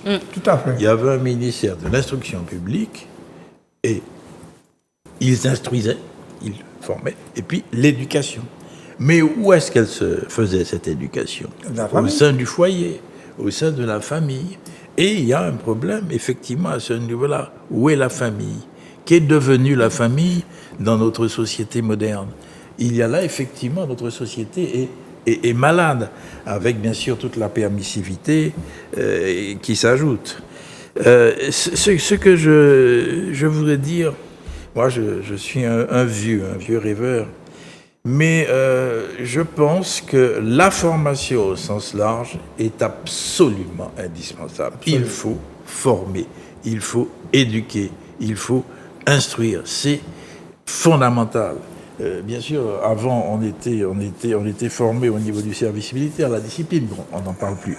Mais il y a quand même des choses à mettre en œuvre. Il y avait l'éducation civique, hein, chaque matin. Tu avais des formules, ouais, mais maintenant tu fais ça. Ne serait-ce que dire bonjour au professeur. Oui, mais qu'est devenue l'éducation, ce qu'on appelle l'éducation nationale? Qu'est-ce qui se fait à l'heure actuelle? Ok. Donc, mais le constat est terrible. Et d'ailleurs, vous voyez bien, chaque jour, tous les 2 jours, vous avez au moins un mort, sinon un blessé par balle ou par arme blanche. C'est quelque chose de fantastique. Moi, je n'ose pas sortir le soir, vu mon grand âge, n'est-ce pas, canonique, n'est-ce pas, bébé? Tu devrais, ça va, ça craint pas tant que ça. Tu penses que je devrais sortir, bébé? Non, alors, ce qu'il faut... Non, mais j'ai fini. Mais non, mais juste... 2 secondes. Regardez, non, vraiment. Regardez, Yokimunza. Vas-y. Des enfants. Alors, non, juste pour dire que, tu vois, tu es une personne notable et tout ça. En fait, l'essentiel des violences, malheureusement, qui ont cours désormais, il y en avait beaucoup plus envers les personnes pour des vols de bijoux, de voitures, de choses comme ça. Ça a baissé, ça a eu tendance à... Et il y a beaucoup plus de règlements de compte. Très bien. Voilà. D'accord. Voilà. Bon, on arrête avec ce thème. Autre thème, harcèlement de rue, une campagne et des outils pour témoigner. Et j'y vais dans mon petit commentaire. Alors, est-ce que ça serait la fête de la drague un petit peu bourrue et masculine qui sent la testostérone, ou alors est-ce qu'il faut absolument lutter contre les sifflements, les interpellations, les commentaires, les insultes, les attouchements, enfin ce qui dérange les femmes et qui parfois les stress au plus haut point, notamment dans les centres-bourgs et puis dans les transports. Béatrice? Évidemment. Bon, alors c'est le CESEM qui a mis en place une application pour essayer de lutter contre le harcèlement de rue.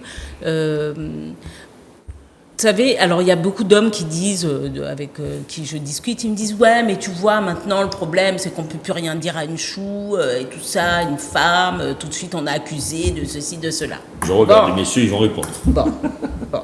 Il y a une façon de dire. Quand une femme se sent agressée, la plupart du temps, c'est qu'elle l'est. Il y a une différence entre draguer et harceler. Si j'ai pas envie de te donner mon prénom, j'ai quand même le droit. Sauf parce que tu me l'as posé la question, que j'ai envie de te répondre. Si je n'ai pas envie de te donner mon numéro de téléphone jusqu'à nouvel ordre, j'ai le droit. Si je n'ai pas envie de répondre à ton psit, j'ai le droit. Et si j'y réponds parce que tu m'as dit que je suis une belle femme et que ceci et que je te dis merci, ce n'est pas une invitation à toucher ni ma main, ni mon dos, ni mon épaule, ni ma fesse.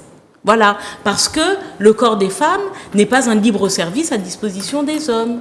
Voilà, donc ça, c'est les choses que les gens doivent comprendre. Et je tiens d'ailleurs à dire publiquement qu'il y a en ce moment, malheureusement pour moi, j'ai oublié le nom, mais qu'il y a cette campagne d'ailleurs de Balance ton port et que un certain nombre d'endroits, dont l'université de Martinique, sont touchés, ouais. Et un jeune enseignant là serait en situation de mise à pied avec sa présomption d'innocence. Hein. Bon, mais en tout cas, on invite toutes les jeunes femmes qui ont le sentiment d'avoir subi un certain nombre de contraintes de la part de professeurs à se rapprocher de l'administration, parce que c'est vrai qu'il faut qu'il y ait des pratiques qui cessent.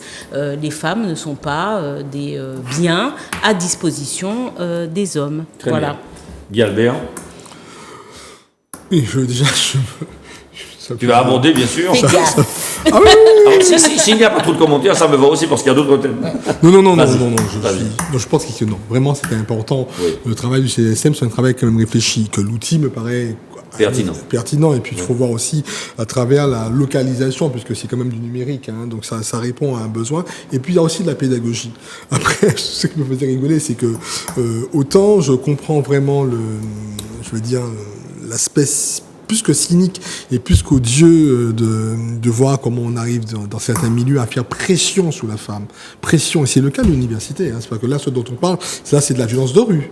Mais là, c'est une violence instituée, une sorte d'autorité, c'est-à-dire de droit. Et balance ton porc ou bien balance ton prof. Hein, c'est tout. Balance ton port prof. Balance ton doc aussi. Hein, et tout le monde peut être balancé. Et là, c'est balance ton dragueur, en fait. Et... Non, balance ton harceleur de rue. Oui, mais je pense que là aussi, il va falloir qu'on travaille en proximité avec ces, entre guillemets, harceleurs de rue, qui ne se savent même pas harceleurs de rue. Je le dis vraiment parce qu'en fait, souvent, il y a des gens qui le font et c'est pas bien parce qu'en fait, ça crée de la souffrance. Parce que ceux qui reçoivent le harcèlement, ceux qui vivent cette agression, ce sont des victimes. Je ne vais pas aujourd'hui faire plaindre ceux qui le font. Mais par contre, je pense qu'à un moment, il faut les prendre à part là. Et puis, il faut leur dire, écoutez, messieurs, là, il y a une application. Parce que ça, on le dit là entre nous. Mais je ne suis pas sûr qu'ils nous écoutent là ce soir. Hein. Je crois qu'à un moment, il va falloir descendre avec des travailleurs sociaux, rencontrer ces gens-là pour leur dire son café n'est pas bon. Très bien. Et c'est cette pédagogie qu'il faut mettre derrière. Parce que souvent, on a affaire à des personnes qui ils savent très bien que le café n'est pas bon, mais à un moment, il faut les rappeler à l'ordre et puis aussi éduquer. On parlait tout à l'heure des structures d'éducation, mais il y a aussi l'éducation spécialisée. Et c'est un vrai métier aussi. Parfait. Philippe, j'ai envie de te dire, en lisant, en préparant l'émission, que j'ai lu qu'il y avait donc des amendes qui allaient de 90 € à 750 € en catégorie 4 et jusqu'à 3 000 € en catégorie 5 s'il y avait une répétition de ce harcèlement. Oui, c'est prévu par la loi, tu as bien dit. C'est le fait d'imposer à une personne de façon répétée des propos ou comportements à connotation sexuelle ou sexiste qui portent atteinte à sa dignité. Voici le texte, un extrait du texte. Okay. Bon, s'agissant de l'université, alors bébé, il n'y a pas université de la Martinique. Hein. C'est l'université des Antilles avec un pôle Martinique. Hein. Je suis obligé de corriger parce que si je ne corrige pas, mes amis guadeloupéens vont me fusiller. Excuse-moi de préciser les choses. Bien, s'agissant de l'université, je vous recommande quand même de lire attentivement l'article de notre quotidien. Okay? Lisez-le attentivement et lisez ce que disent les étudiantes et les enseignantes. Okay? Et c'est flou à certains moments. Il y a derrière ça certainement des règlements de compte. Mais la réalité est certainement existe. Hein. Je ne dis pas non. Ok. Et moi, ça fait 40 ans que j'ai eu des responsabilités incessantes. Président d'université, président de pôle, doyen de faculté.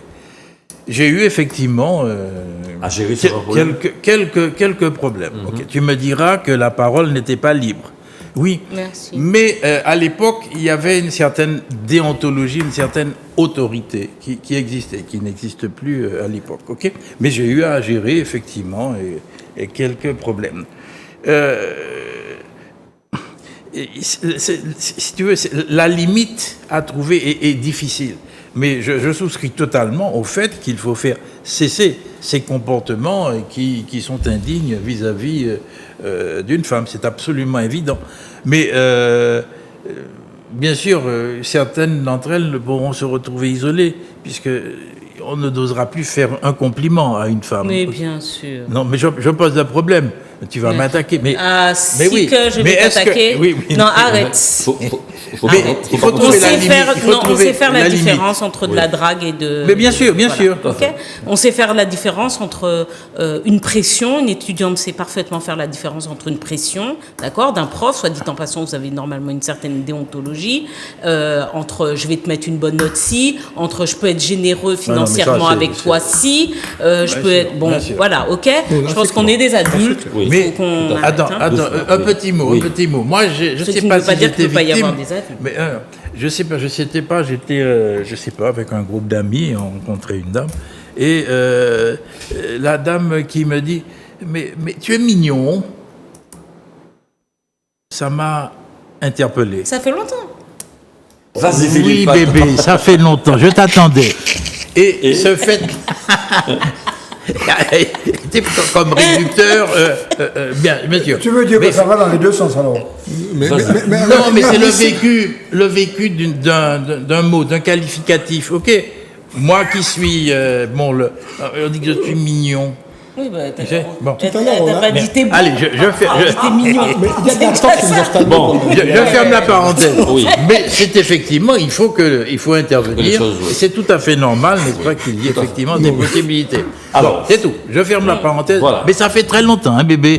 Ça doit Oui, faire oui, au moins. ça, oui, donc, Ça doit faire au moins 40 ans, bébé. Arrêtez Je- vos dissipations. Michel. Bon, je sais très bien. Très bref, oui. Ça a été dit. Il faut distinguer ce qui est la drague et puis le harcèlement. Alors, tu as donné la définition Oui, juridique. oui. Maintenant, après, tu as donné il faut y C'est le mettre texte. les faits, les témoignages et apporter les éléments. Et toute la difficulté est là, c'est que c'est d'apporter Les je preuves. dirais des éléments probants sur les pratiques qui dépassent ce qu'on appelle simplement ce que tu appelais Le compliment. le compliment. Bon, Ouais, bien sûr. Il y a la pression Tout à fait. exercée Tout à fait. sur une femme pour la contraindre. En Lui plus, soutirer les faveurs. ah ben oui. Ouais. Bon, je crois que, en tout cas, ce qu'a fait le CGCM, c'est très bien parce que Ah oui. ils essaient de documenter et de documenter à partir du vécu martiniquais. Très bien, très bien. Et l'intérêt, c'est qu'à partir de ça, qu'on ait un travail social, Tout à parce que fait. ça sert à rien de faire une Narcel map, c'est-à-dire une cartographie, si on n'envoie pas de l'éducation spécialisée sur le terrain. Tout à fait. Alors, juste Mais pas que de la répression. juste en guise de transition, je dis souvent à mes élèves, notamment les jeunes filles, qu'il y a une différence. La différence, elle se fait, c'est sur les filles qui jaugent, qui jugent, qui sont la mesure. La drague, elle est agréable. Dès lors que ce n'est pas agréable, il y a suspicion de harcèlement. Voilà. Et Mais ça dépend de qui drague aussi. Hein. non, je dis bien sûr, bien sûr. Alors le thème, je vais commencer par Michel qui n'a pas été très loquace sur la dernière question. L'agence Fitch, l'une des 4 principales agences chargées d'évaluer la solvabilité de l'État, dégrade la note de la France à AA-, sous l'effet de l'impasse politique et de ses mouvements sociaux. Et petit rappel, donc, les agences de notation sont des institutions qui vont évaluer la solvabilité de l'État avec une note, et puis moins la note est bonne, plus le taux d'intérêt est haut. Et donc ça part de AAA, puis AA+, AA et AA-. On a AA-, et à partir de B, bon, ça commence à sentir le roussi, on va dire. Donc ton commentaire là-dessus. Bon, tu as raison de rappeler ce que c'est qu'une agence de notation. Il s'agit d'évaluer la valeur et la capacité de remboursement de la dette d'un État. Ok. Bon, par conséquent, le fait que l'État, le fait brut, c'est que la France voit sa note baisser. Ça, c'est un premier point. Au moment où, pendant le débat sur la question des retraites, Macron avait donné à un moment donné comme argument que le principal élément, le dernier argument qu'il a donné, Tout à fait. ça a été de dire que c'était une question financière. Bon, autrement dit. Et là, par contre, ce qui est, à mon avis, critiquable, c'est que l'agence met un pied dans la politique en disant que c'est l'impasse politique et l'incapacité de l'État français de répondre aux mouvements sociaux et qui peuvent l'amener à ne pas contrôler les dépenses publiques qui est dangereux. Donc il y a là Un biais. un biais, Oui. j'allais dire, je cherche le terme, une intromission dans le fait politique, dans les débats politiques français, qui, à mon avis, est critiquable. Bon, alors, l'agence Moody's, l'une des plus grandes agences, va donner un avis au début du mois de juin À suivre. concernant la France. Oui. Bon. Mais entre-temps, Entre-temps, ce que je disais tout à l'heure, il y a eu 2 décisions. Il y a le relèvement du taux d'intérêt Par la BCE. de la Federal Reserve Board, c'est-à-dire la Banque centrale américaine, bon, qui est aux alentours de 5,5%. On est passé de moins 2,5% en un an à 5,5%. Et puis, il y a la BCE, la Banque centrale européenne, dont la présidente est Mme Christine Lagarde, ancienne ministre FMI. des Finances de M. Sarkozy. Bon, parce que tous ces gens-là, ce ne sont pas des Pedro, Des perdreaux. des perdreaux nés de l'année. Ni des Pedro Et qui Sanchez. viennent, et puis on nous parle de sages, les sages. C'est qui sage dans la Baïka. Bon, bref, la BCE est passée de moins 2 à 3,25. 3,25, taux d'intérêt. Et tu penses qu'il y a une contagion Alors, entre... le taux je donne des éléments. Le taux d'inflation de l'Europe, parce que ce n'est pas seulement de la France, le taux d'inflation a avoisiné les 10%. Bon. Le taux d'inflation que recherche la BCE, c'est 2%. C'est-à-dire on augmente le taux d'intérêt de façon à ralentir l'économie, et à l'heure actuelle, on est pratiquement à une croissance zéro en Europe. Bon. Croissance zéro, c'est quoi? C'est augmentation du chômage. Et avec les inégalités, c'est accroissement, c'est baisse du pouvoir d'achat. Oui. Bon, donc, derrière ces éléments-là, il y a des problèmes très, très, très clairs de politique économique et sociale, de choix de politique économique et sociale, et c'est là que la gauche doit, à mon avis, apporter des réponses globalement aussi bien dans chaque pays qu'au niveau européen. Voilà. Très bien. Philippe? Première question que je me pose, qu'est-ce qui désigne ces agences de notation? Ce sont des organismes privés qui réunissent des experts. Mais il y a tout un débat sur ces agences. Alors, est-ce qu'il faut leur faire foi ou pas? J'ai vu un débat au niveau européen sur ce point. Et j'ai lu le dernier rapport de l'autorité des marchés financiers. J'essaie de faire un peu de sciences économiques, hein, mais bon... c'est bien, c'est bien. Merci. Et dans son dernier rapport, cet AMF appelle à une désintoxication de la notation, encourageant les investisseurs eux-mêmes à faire leurs propres analyses. Voilà. Alors, je me posais la question de savoir c'est elle qui se propose, c'est elle qui se donne, qui s'investissent, c'est elle qui se désigne. C'est la question que je me pose. Ce sont des organismes qui proposent leurs services, mais qui sont quand même choisis par les investisseurs, par les grandes sociétés, les grandes banques, qui les consultent. Tu vois? D'accord, très bien. Qui les consultent. J'en ai terminé. Ouais. Guy Albert, ton commentaire sur ces agences de notation. Il y a Moody's, il y a Standard & Poor's et puis il y a Fitch. Je vais être très simple. Je ne suis pas économiste, je reste un ingénieur social. Et ça change quoi? Plein de choses. Ça change que ceux qui savent très bien qu'ils sont mal notés, pour autant ils reviennent sur leur position. L'arrogance de ces Français-là ont changé pour autant. Pour le peuple français et ce qui m'intéresse encore plus, le peuple martiniquais, ça va changer quoi dans mon quotidien? On va enlever les 2 ans de départ à la retraite. On va arrêter de nous faire des gilets jaunes et des mouvements sociaux. Ça change quoi? Ça ne fait qu'augmenter leur arrogance. Alors, vous savez très bien, en ce qui concerne en tout cas l'ingénierie sociale, si ça ne change rien pour une population, à part soi-disant hypothéquer des emprunts futurs, avoir une bonne note, être bien vu, puis faire la ronde entre nous, entre capitalistes, moi ça ne m'intéresse pas. Je pense que ce qui m'intéresse, c'est la vie des Martiniquais et des Martiniquais, c'est la vie des Français, pas que nous sommes français.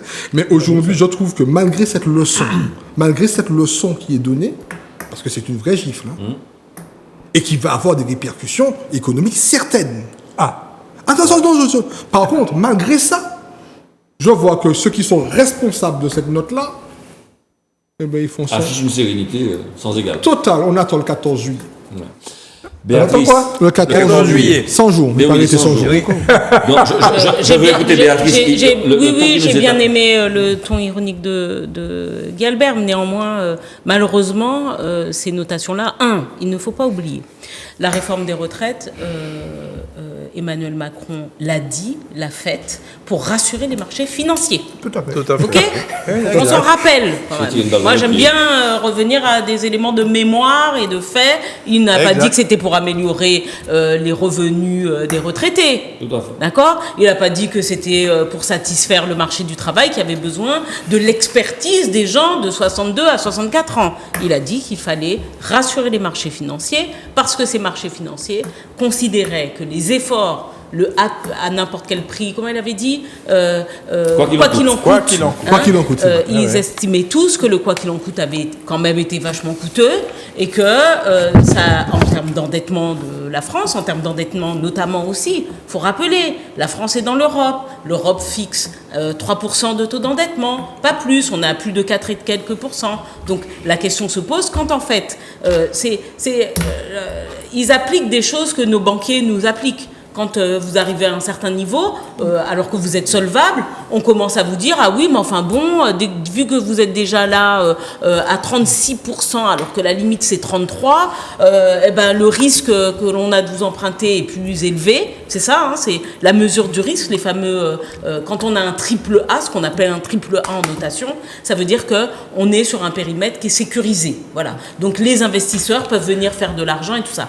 Alors, pourquoi mettre un double A ? Bon, je suis d'accord d'ailleurs avec Fitch de mettre un double A. Mais Et non, mais- comment que ça craint? Bien sûr que les syndicats ont dit qu'ils vont continuer à arrêter des centrales électriques. Bien sûr qu'ils ont dit aussi les cheminots qui se retrouvent également à ne pas pouvoir négocier sur les retraites. On dit on n'a pas fini avec le mouvement. Bien sûr que la CFDT que l'on voyait en mode négociation a dit les bornes ont été dépassées. Bien sûr que la CGT également a dit que ça on n'en a pas encore fini de la réforme des retraites. Donc là, les investisseurs disent, vous allez aujourd'hui dans un pays où le président a pris des décisions qui mettent de toute façon en instabilité sociale le pays. Donc oui, il y a un risque pour l'investissement. Bon, eh ben, Macron n'a qu'à revoir sa copie. Voilà. Il n'a qu'à retirer son truc. Il n'a qu'à retirer Au son 14 truc. juillet. Parce que personne n'a dit, il faut le dire quand même, personne n'a dit qu'il fallait pas du tout de réforme des retraites. Hein. C'est faux. Ça, c'est du blabla, de la darmanite. Voilà. Des gens qui font croire que le progrès, les gens qui veulent amener au progrès sont pour que les choses restent pareilles. C'est pas vrai. Tout le monde considère qu'il y avait probablement une réforme des retraites à faire, mais c'était pas celle-là. Donc il n'a qu'à la retirer puisque ça lui pose quelques problèmes, ça va nous poser quelques problèmes. Puis c'est surtout que ça va poser quelques problèmes à ses copains en France parce que pour emprunter, ben, ça va être plus dur. Ça va être plus cher, voilà. Donc, avant-dernier sujet, alors là, ça sera juste une minute parce que Grégory va me gronder. Le projet de réforme du RSA prend forme. Hein, l'allocation pourrait désormais être versée sous condition de travail, soit 15 à 20 heures d'activité par semaine. Et je me tourne vers Michel pour finalement constater que c'est encore les plus fragiles qui seront pénalisés dans la mesure où ça serait une création de main-d'œuvre très bon marché. Et comment va-t-on faire pour engager des employés finalement? Bon, les gens qui tombent, comment dire, on dit qui tombent dans le RSA, ce sont des gens qui ont épuisé leur droit à indemnisation du chômage, n'est-ce pas? Parce que, comme on a raccourci, on a diminué, on a augmenté en plus, on a fait une réforme de l'assurance chômage qui rend plus difficile, moins long et plus difficile l'indemnisation du chômage. Donc, ça produit beaucoup plus de gens qui tombent dans le RSA. Et ces gens qui tombent dans le RSA, on leur dit qu'il faut qu'ils travaillent pour pouvoir bénéficier. Donc, vous savez combien c'est le RSA? 579 € pour une personne seule. C'est pas avec ça que l'on... Non, on tient, non. Hein? Bon, le minimum, le seuil de pauvreté, c'est 999 € en France et en Martinique, c'est aux alentours de 1200, 1300. Voilà. D'accord, très bien. Philippe, un petit mot puisque Oui, juste un petit mot. Oui, bien sûr, cela est vachement critiqué. Mais le ministre du Travail a une formule prudente. Hein. La réforme s'appliquera progressivement à partir de 2024. Oui. Progressivement. Donc il sait très bien que ça risque de brûler. Guy Albert, Quelques chiffres rapidement. 2 millions de bénéficiaires du RSA en France. 2 millions. Et aujourd'hui, seulement 42% de ces gens-là sont inscrits à Pôle emploi. En Martinique, multiplié par 2. Oui. D'accord? Quand on voit effectivement ces personnes, il faut les accompagner. Qui les accompagne? Il y a 18% des personnes qui n'ont pas d'accompagnement en Martinique, multiplié encore par 2. Ça s'appelle une fabrique d'inégalités sociales et une fabrique de discrimination et une fabrique de nouveaux allocataires.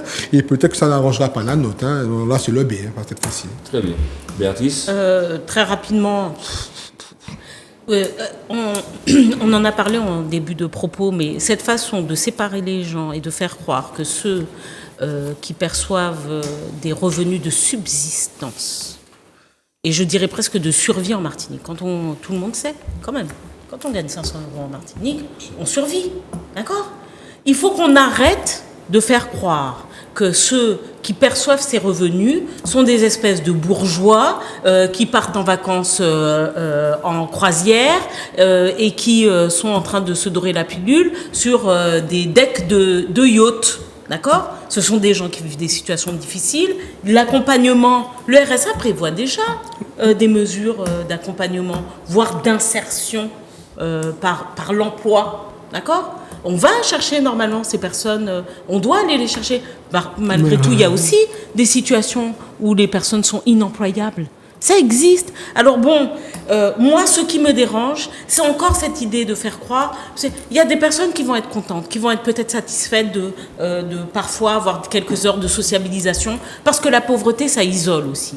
D'accord? Donc il y a des personnes qui vont en être peut-être heureuses, mais moi, ce que je ne veux pas, le sens, je ne souhaite pas qu'on donne le sens à parce qu'on te donne de quoi éventuellement t'acheter ton pack d'eau, 1 kilo de pâtes et machin et de survivre, eh ben, ou cadouez-nous combien 15h20. Voilà. Ouais, voilà. Donc, merci beaucoup. Ça En tout cas, l'équation, c'est quoi? L'équation, c'est que en demandant, en exigeant une contribution du travail par rapport au RSA, eh ben, c'est de la fragilisation de la population en général, puisque on va créer un biais par lequel les employeurs abuseurs vont se mettre à bénéficier de cette main-d'œuvre-là et ne pas embaucher.